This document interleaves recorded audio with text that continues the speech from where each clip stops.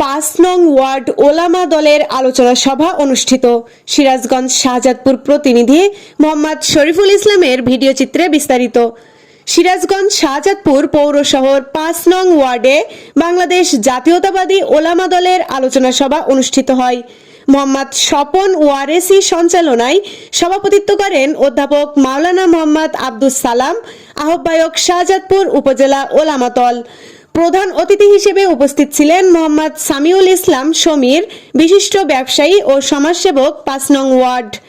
বিশেষ অতিথি হিসেবে উপস্থিত ছিলেন মোহাম্মদ নজরুল ইসলাম, সভাপতি 5 নং ওয়ার্ড বিএনপি, মোহাম্মদ আবেদ আলী, সাধারণ সম্পাদক 5 নং ওয়ার্ড বিএনপি, হাফেজ মাওলানা মোহাম্মদ শফিকুল ইসলাম, আহ্বায়ক শাহজাদপুর পৌর ওলামা দল, মোহাম্মদ হাবিবুর রহমান সুজন, সাংবাদিক এবং যুগ্ম আহ্বায়ক শাহজাদপুর পৌর ওলামা দল, অধ্যাপক মাওলানা মোহাম্মদ আব্দুল কাদের, সিনিয়র যুগ্ম আহ্বায়ক পৌর ওলামা দল।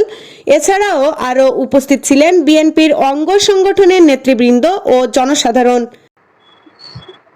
পৃথিবীর শ্রেষ্ঠ একজন রাষ্ট্রপতি, যিনি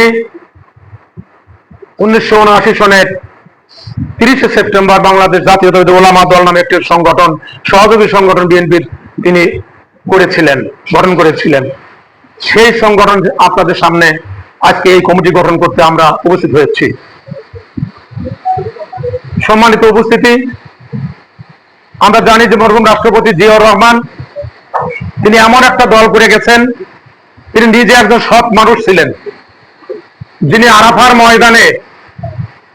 ময়দানে যিনি নিম বৃক্ষ লাগিয়েছেন। সে দেশের বাচ্চার সাথে যোগাযোগ করে আরাফার ময়দানে তিনি সাজারাতুল জিয়া নামে এখন পরিচিত আরাফার ময়দানে নিম বৃক্ষ রোপণ করেছিলেন। মৃত্যুর সময় তার কাছে পাওয়া গিয়েছিল জায়নামাজ, তসবিহ, কোরআন শরীফ, এগুলো। তিনি 5 ওয়াক্ত নামাজি ছিলেন, একজন ভালো মানুষ ছিলেন।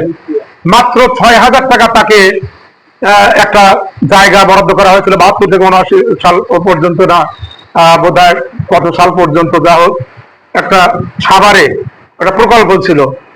সেই প্রকল্পে যে জায়গা, তিনিও একজন অধিকারী ছিলেন, সেটা প্রাপ্ত একজন ব্যক্তি ছিলেন, তার নামে বরাদ্দ করা হয়েছিল মাত্র 6,000 টাকা। তিনি সেই 6,000 টাকা, বৈধ টাকা, সেই 6,000 টাকা তিনি দিতে পারেন নাই বিধায় সেটা তিনি বাতিল করে দিয়েছিলেন। এমন একজন মানুষের গড়া সেই বাংলাদেশ জাতীয়তাবাদী দলের ওলামা দল আমরা করব। A B news desk report.